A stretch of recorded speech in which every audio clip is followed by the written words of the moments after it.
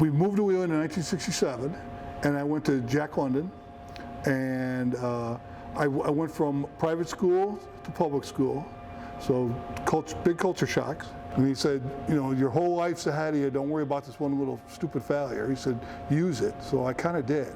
So then when I came into high school, it was even a bigger shock. More kids than I've ever been, because we had about a 700 graduating class, I believe, when I was here, somewhere 650, 700. More kids than I've ever been around.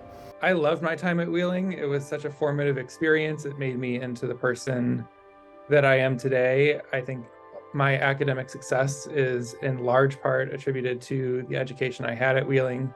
And in particular, well, there were so many classes that I loved. I think the English department was incredibly strong. I have very fond memories of Mr. Doyle, Miss O'Connor, who taught freshman and sophomore English when I was there. Really all of them. When I went over to Echo Products, I got into the machine shop, got into some apprenticeships.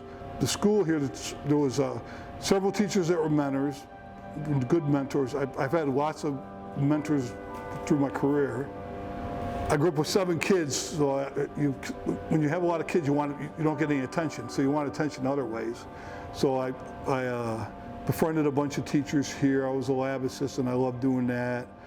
I studied religion through my time at Brown, and then immediately began a master's degree at Harvard Divinity School to pursue a master's in theological studies with a focus on religion, ethics, and politics.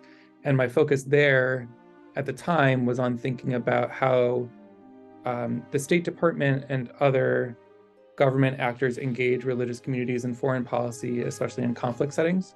And so I pursued that path, and I was able to work on a subfield of religious studies called religious literacy, which is what I did then for 5 years after graduating. So what we do right now is we make disposable aluminum containers for the food service industry, packer processor industry, and consumers. And then we make Reynolds Wrap, which is probably we just had our 70th anniversary for Reynolds Wrap. We've been making Reynolds Wrap in Wheeling since 2018. So that's a fairly new process for us.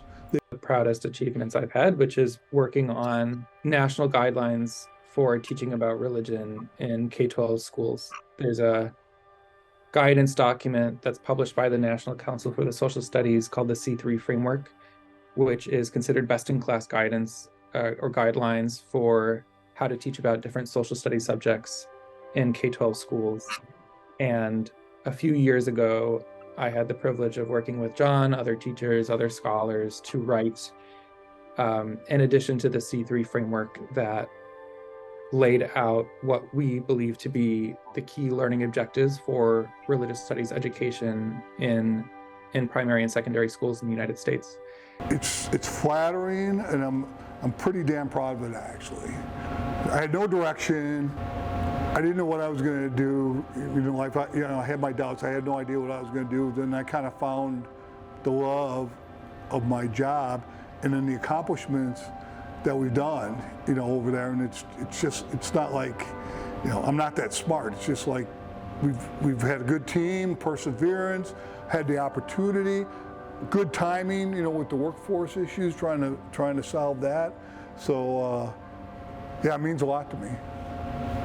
It's hard to put into words how much it means, because Wheeling, it's my home in many ways. It's where I learned to be a good student. I had a great primary school education, but Wheeling is what really shaped me into the thinker that I am today. And so in many ways, this is my last semester in school, probably ever. And to have in my last semester the opportunity to come back kind of to where it started. And the thing that made it possible for me to have all the educational experiences I've had is really such a privilege